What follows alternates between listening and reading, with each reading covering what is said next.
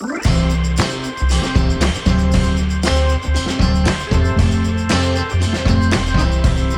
subscribe my channel and share the videos.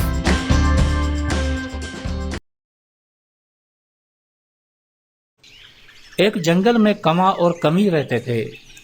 उनकी शादी को बहुत अरसा हो गया, लेकिन उनके यहाँ औलाद नहीं हो रही थी। आखिरकार वो मजबूर होकर कबूतर जोगी के पास उसका उपाय ढूंढने के लिए जाते हैं। बोलो बच्चे, क्या समस्या है? कबूतर बाबा, हमारी शादी को 5 साल हो गए, लेकिन अभी तक औलाद से महरूम है। इसका कोई उपाय बताएं। बच्चा, तुम्हारे सितारे तो गर्दिश में हैं और ये तब तक गर्दिश में रहेंगे जब तक तुम एक तपस्या को पूरा नहीं कर लेते। बाबा जी, कौन सी तपस्या? मुझे बताएं, मैं हर काम करने के लिए तैयार हूं। बच्चा, तुम्हें कोहकाफ की पहाड़ी पर जाना होगा, जो यहाँ से बहुत दूर है, और उसकी तरफ जो रास्ता चाहता है वो बहुत ही खतरनाक है, क्योंकि बीच में बहुत बड़ा रेगिस्तान आता है, जहाँ पर ना खाने के लिए कुछ है और ना ही पीने के लिए पानी मौजूद है। अगर तुम उस रेगिस्तान को पार करके उस पहाड़ी तक पहुंच गए तो वहां पर तुम्हें एक गुफा नजर आएगी। उस गुफा में चमकते पत्थर मौजूद हैं। तुम्हें उन पत्थरों में से सिर्फ एक पत्थर उठाना है और वापस आ जाना है, लेकिन ख्याल रखना, सिर्फ एक पत्थर उठाना है और किसी चीज को हाथ नहीं लगाना, वरना उसका असर कुछ और भी हो सकता है। फिर वो दोनों अपने घर आ जाते हैं और आपस में बातचीत करने लगते हैं। अब उन दोनों को यह फैसला करना था कि कमा सफर पर जाए या ना जाए। अजी, मैं तो कहती हूं कि आप ना जाएं, क्योंकि वो रेगिस्तान बहुत ही खतरनाक है। भगवान ना करे अगर आपको कुछ हो गया तो मेरा क्या होगा? अरे गौरी, तुम खामखा डर रही हो। ऐसा कुछ नहीं होगा। माना कि वो रेगिस्तान खतरे से भरा है, लेकिन मेरा नाम भी कालू कमा है और ऐसे छोटे मोटे खतरों से तो मैं रोज खेलता हूं। गौरी का दिल नहीं मान रहा था, लेकिन कालू अपनी जिद पर अड़ा रहा और उसने सुबह निकलने का फैसला कर लिया। सुबह हुई तो बारिश भी शुरू हो गई। अजी, अब तो मान जाइए, बारिश में सफर करना बहुत ही मुश्किल है। मेरी बात माने तो कुछ दिन इंतजार कर लें, जब मौसम सही हो जाए तो फिर चले जाना। अरे गौरी, ये तो अच्छा हुआ बारिश हो गई। कबूतर बाबा ने क्या कहा था कि उस रेगिस्तान में पानी भी मौजूद नहीं, तो मेरी पानी वाली समस्या तो बारिश ने हल कर दी। देखा, भगवान भी मेरे साथ है। तुम चिंता ना करो, मैं कुछ दिनों में सही सलामत तुम्हारे पास लौट आऊंगा।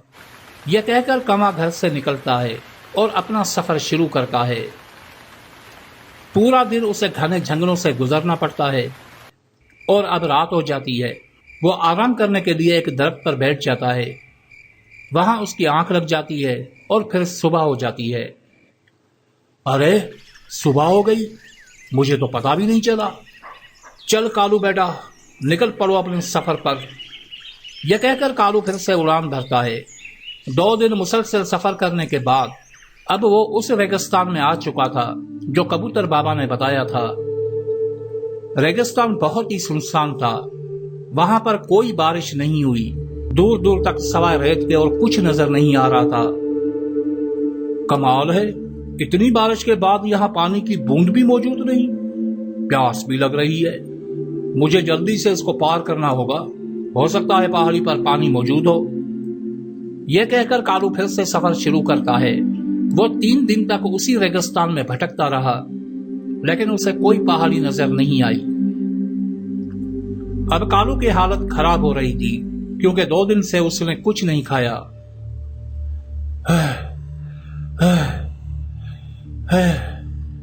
हे भगवान, मेरी मदद करो। मैं बहुत मुसीबत में हूं। मुझे उस पहाड़ी तक पहुंचा दे। यह कहकर कालू वहां पर बैठ जाता है। कुछ देर के बाद वहां पर एक चील आ जाती है। अरे मियाँ, तुम यहाँ कैसे आ गए? मरने का इतना शौक है क्या?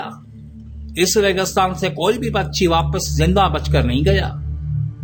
फिर कामा चील को सारी बात बताता है।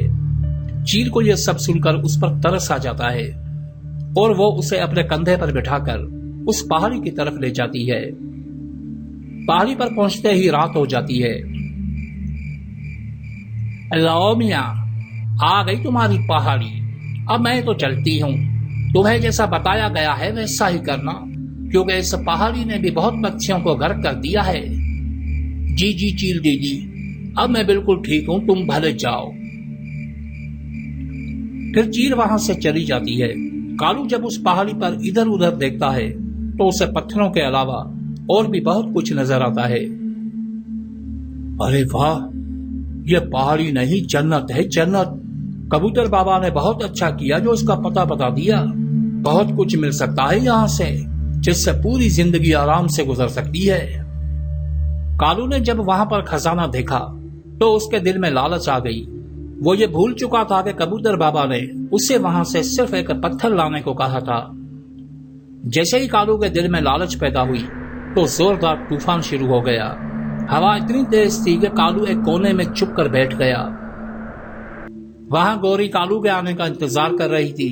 कालू को 10 दिन हो चुके थे इस सफर में। ए भगवान, मेरे पति की रक्षा करना, पता नहीं किस हाल में होंगे वो। वहां कालू के दिल में कुछ और ही चल रहा था। मैं तो कहता हूं एक बार ये तूफान थम जाए, मैं वापस जाकर गौरी को भी यहाँ ले आता हूँ, फिर मजे से दोनों यहाँ पर ऐश करते हैं। कालू की लालच ने उसे अंधा बना दिया। हवाएं रुकी तो वो वहां से ढेर सारा खजाना इकट्ठा करके वापस आने की तैयारी करने लगा। लेकिन उसे ये मालूम नहीं था कि वहां से पत्थरों के अलावा किसी भी चीज को उठाने का मतलब अपनी जिंदगी से हाथ धोना है। कालू ने यही गलती की और फिर वो पत्थर का बन गया। वहां गौरी इंतजार करती रही। महीनों से साल बीत जाते हैं, लेकिन ना तो कालू वापस आता है और ना ही उसकी कोई खबर आती है।